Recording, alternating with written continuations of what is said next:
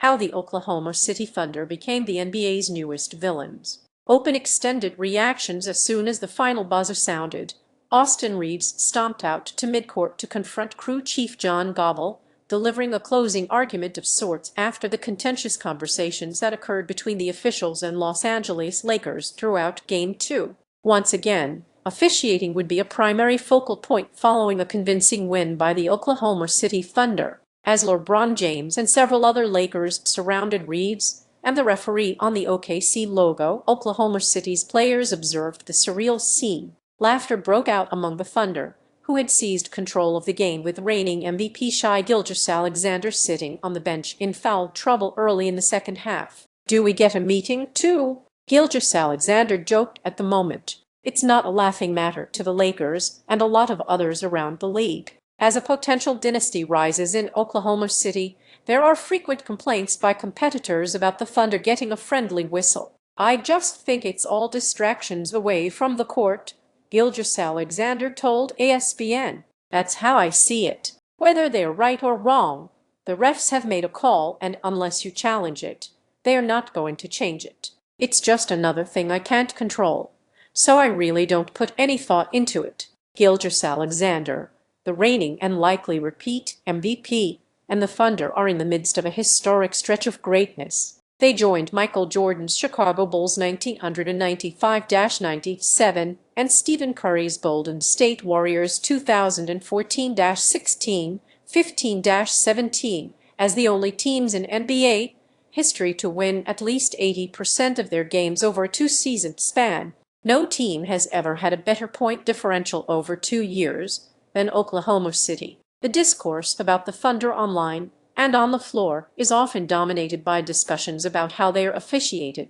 Gilgeous-Alexander has been accused of foul baiting, including by Boston Celtics star Jaylen Brown following a March 12 loss to the Thunder. The prowess of Oklahoma City's defense, the league's stingiest in each of the past 2 seasons, is often partially attributed to the contact by aggressors such as Alex Caruso and Lou Dort. It has resulted in the Thunder becoming the NBA's new villains, taking over the mantle from the Warriors. "We're just focused on everything that happens in between the lines, but there's obviously noise around our team," Oklahoma City coach Mark Daigneault said. "There's increased attention when you're in the position that we're in. There's certain things that come with the territory. I put any sort of narratives like that in that category." ESPN Draymond Green first caught the thunderous ire of Oklahoma City fans during the 2016 conference finals, kicking beloved center Steven Adams in the groin while flailing on a shot attempt. In the decade since, his name hasn't been uttered through those Paycom Arena speakers without eliciting a rainstorm of jeers, a serenade he gets all over the country. 2 months after that 2016 series, Green helped recruit Kevin Durant out of Oklahoma City, sending the Warriors' villain era into overdrive. They had a supervillain-themed teen party that September, right around the time a famous cartoon spoof video was released to emphasize that label. But the heel turn began before Durant's arrival. The Warriors were the sports sweethearts during their improbable 67-win arrival season, 2015 title, and 73-win stampede. But by the end of those 2016 playoffs, after the Curry mouthguard throw, the Green flagrant spree, and the 3-1 collapse, there was increased craving for their demise. As a sports fan, if the same team dominates too much, you want to see an upset, Steve Kerr told ESPN. And it happens pretty quickly. "We were the darling in 15 and 16, but by the time the finals came around, I think the average observer was pulling for LeBron James to pull off the comeback. I never took it personally. I've done the same thing. If a team in another sport starts to dominate, I root for the upset." Success doesn't just breed bubbling disdain from those who consume and commentate on the sport. It seeps most within those actively trying to chase the champions down and knock them off the pedestal. To gain a necessary advantage in that quest, opponents spotlight what they perceive to be unfair advantages and try to manipulate the increased policing of them. The Warriors remember dealing with it even before the Durant days. Kerr injected an ecosystem of off-ball offensive movement that fully unlocked the shooting greatness of Curry and Klay Thompson. When it vaulted them to the top of the NBA mountain, the outcry was swift and loud.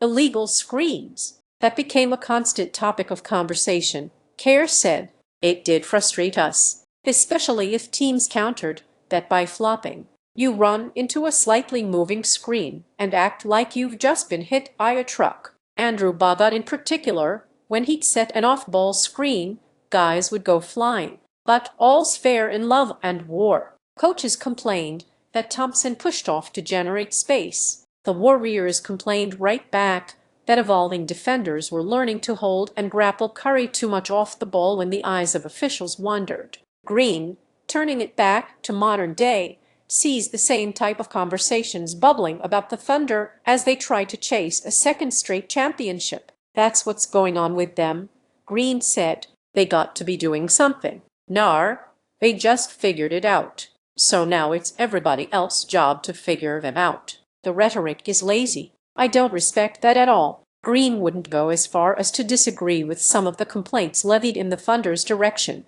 but he said the moaning is sour grapes from sore losers. "Yes, they do foul," Green said. "Yes, Shai does sell fouls. Yes, Lou Dort does some balls. Yes, yes, yes, yes. All of that is true. Oh well, if you can't effing beat 'em, shut up. One thing is for certain, a team that only plays to bait fouls, and a player that only plays to bait fouls, it catches up with them in the playoffs. They lose. The Thunder won a championship. So shut up." Kerr was among the coaches to stroll through Oklahoma City this season, watch his team get smacked around, and then generate post-game headlines complaining about the parade of Gilgeous-Alexander free throws 15 that March night. But he tried an indirect tactic. "I don't have a problem with Shai," Kerr said. "I have a problem with the rules." Kerr has been on a crusade against the off-arm usage of offensive players. He's of the belief that if the NBA rewards the league's best scorers for hooking a defender when they use the arm bar, they should no longer allow those same scorers to shove off when a defender is forced to keep their hands up to avoid the hook. "It's like there is no way to guard," Kerr grumbled. He sounds a bit like all the people clamoring about illegal screens in the mid-2010s, whining about the team up top. "Well, I love Mark Daigneault," Kerr said. "I think he's a great coach. I think their guys really represent the league well. They have really high character guys. I think they are smart. We just get frustrated when they get away with using their hands defensively. But then Shai is allowed to push off. But I don't blame them. I blame the league." In NBA history, guards have averaged at least 30 points per game in a season while playing enough games to qualify for the scoring title on 48 occasions. Shai Gilgeous-Alexander's 9.0 free throws attempted per game this season ranks 32nd on that list. Zach Beaker/NB via Getty Images. After listening to his team gripe at the officials for almost 3 quarters, New York Knicks coach Mike Brown felt like he needed to do his part during a March 29 game at the Paycom Center.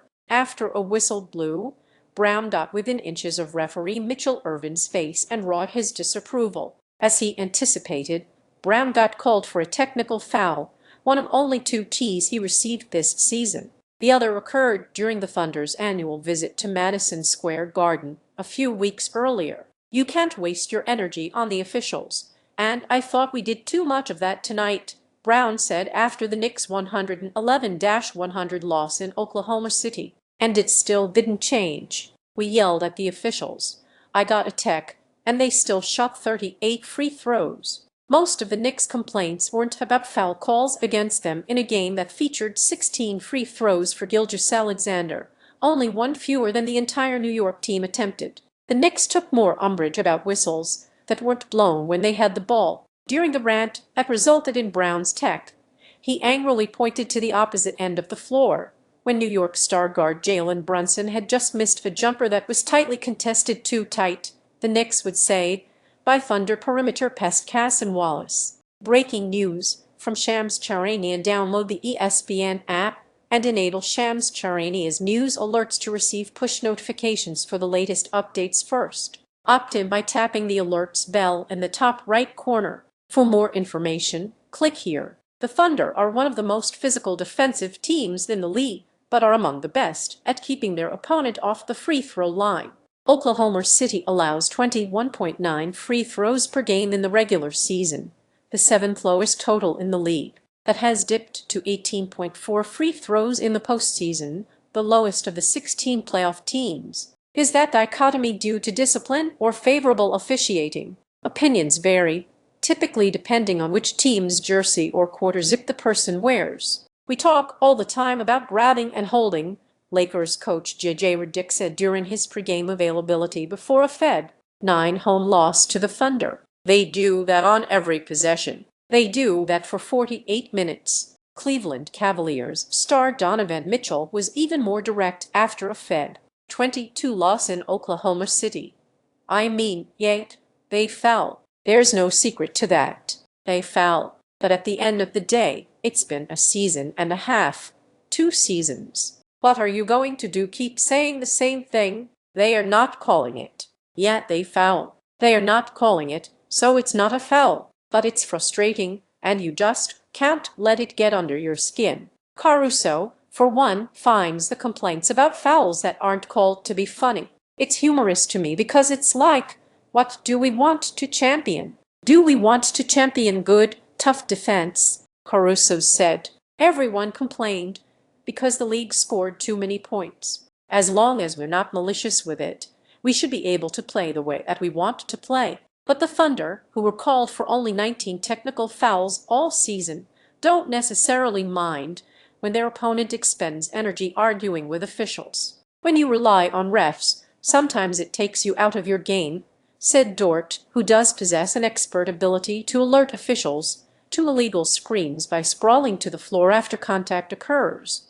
I mean, we're a physical team, obviously. We play hard defense without fouling. Sometimes the other team and the other coach thinks it's a foul, but you got to let the ref make the decision. And if they don't make the decision, it's not a foul. I don't know what else to say about that. We try our best to play hard without fouling, and then it gets frustrating on the other side sometimes. He's allowed to miss too. Detroit Pistons coach Jude B. by Kristoff Pollard and veteran referee Scott Foster midway through the fourth quarter as Gilgeous-Alexander headed to the free throw line yet again. He's allowed to miss too. The Pistons were visiting the Paycom Center night after the Knicks, and this was the kind of game that fuels the narrative, prompting fans to serenade Gilgeous-Alexander with free throw merchant chants in hostile arenas around the league. The Thunder pulled out a 114-110 overtime win over the shorthanded Pistons, in large part because of Gilgeous-Alexander's parade to the line. He shot 25 free throws, 2 more than Detroit's team total. He's elite at what he does, and you've got to give him a ton of credit for his skill set and his ability to create those contacts and create those whistles, by Kristoff said postgame. There are rules for a reason, and he's mastered being able to manipulate them. So that's a talent, that's a skill that he's been blessed with. Sitting in that same seat the previous night, Brown gave Gilgeous-Alexander credit for what he referred to as gamesmanship. NBA team-by-team off-season guides for many NBA franchises. The summer is already here. ESPN front office insider Bobby Marks is examining every eliminated team's top draft, trade, and free agency priorities. Eliminated in plain: Clippers, Heat, Hornets, Warriors. Eliminated after regular season: Bucks, Bulls, Grizzlies, Jazz, Kings, Mavs, Nets, Pacers, Pelicans, Wizards. Shai's the best at it in the league, Brown said after Gilgeous-Alexander attempted 16 free throws against the Knicks. His body control is amazing. Not only that, he knows when to attack, how to attack, and who to attack, and then he still has the awareness of where everybody is on the floor. Then when he goes into his shot, he does a fantastic job of contorting his body, and if he feels any contact at all, he knows how to twitch his body or whatever to sell the foul. It's just the gamesmanship to get the call. So I take my hat off to him. Gilgeous-Alexander has ranked among the league's top 3 in total free throws attempted in each of the past 4 seasons. That fact has generated a lot of grumbling about all the dropping and the falling and the flopping and the flailing, as his friend and fellow Canadian Dylan Brooks put it midway through the Thunder's sweep of his Phoenix Suns in the first round of the playoffs. But at least one Thunder teammate scoffs at the suggestion that Gilgeous-Alexander benefits from a friendly whistle. Yeah, it could be better, Caruso said. It's crazy. A simple statistical search supports that point. In NBA history, guards have averaged at least 30 points per game in a season while playing enough games to qualify for the scoring title on 48 occasions. Gilgeous-Alexander's 9.0 free throws attempted per game this season ranks 32nd on that list. The 8.8 free throws he averaged in 2024-25 ranks 33rd. The 8.7 he averaged in 2023-24 is tied for 34th. Gilgeous-Alexander averaged 10.9 free throws per game in 2022-23, which ranks 12th among the club of 30 points per game guards. That occurred during Gilgeous-Alexander's first All-Star campaign, as he led the Thunder to a 40-42 record before he would reasonably benefit from so-called superstar calls. A fact that might interest those who long for the good old days. The top free throw seasons in this search belonged to Jerry West, Oscar Robertson, and Michael Jordan. Gilgeous-Alexander, however, isn't fretting the focus on his free throws from fans, foes, or media. "I really don't care at all," said Gilgeous-Alexander, who led the league in drives per game the previous 5 years before ranking third this season. "The players that I grew up loving and watching when I fell in love with the game, they used their skill and their tactics to get to the free throw line. It's just how the game has been picked up, and I'm not the only one that's ever done it. They can pick on me all they want, but I love it. It's amazing." Daniel describes Gilgeous-Alexander as unflappable on that stuff, crediting the MVP's refusal to react on this topic for setting the example for the Thunder's desire to cut through distractions. Not that his teammates are immune to being a bit annoyed by it. "I think it's like they've got to find something to talk about," Caruso said. "The guy is such a good human, such a good player, as far as like a star-caliber player that people should champion and want to be proud of as an NBA product. And just you have to find something. Every great player always has somebody or something that people try to tear him down for. When you look at it in a very binary way, it's easy to not care about because it's just like the day and age we live in. It's the media, social media, where there's always something. Credit to him. I haven't seen a player of his caliber be able to just block it out and shun it the way he has. That honestly is probably why a large portion of our team is able to do that too. Just because if the best player's doing that, it's like, well, what excuse do we have?"